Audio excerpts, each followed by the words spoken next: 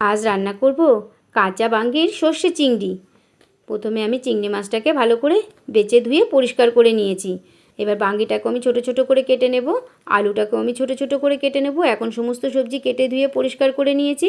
এবার একটা উনুনে কড়াই বসিয়ে তাতে 2 টেবিল চামচ মতো সর্ষের তেল গরম করে নুন হলুদ দিয়ে দেবো চিংড়ি মাছটা, দিয়ে লাল লাল করে ভেজে তুলে নেব।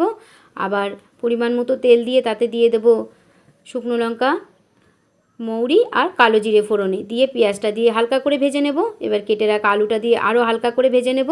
তো এদিকে আমি একটা মশলা শিলবাটাইতে মশলা করে নেব, ঝাল সর্ষে জিরে একটু মিহি করেই বেটে নেব। তো বাটা হয়ে গিয়েছে, আমি তুলে নেব। এবার কড়াইতে দিয়ে ভালো করে হালকাতে নাড়াচাড়া করে নেব। নিয়ে আমি কেটে রাখা বাঙ্গিটা দিয়ে দেবো, আর এখানে পরিমাণ মতো নুন হলুদ দিয়ে নিলাম।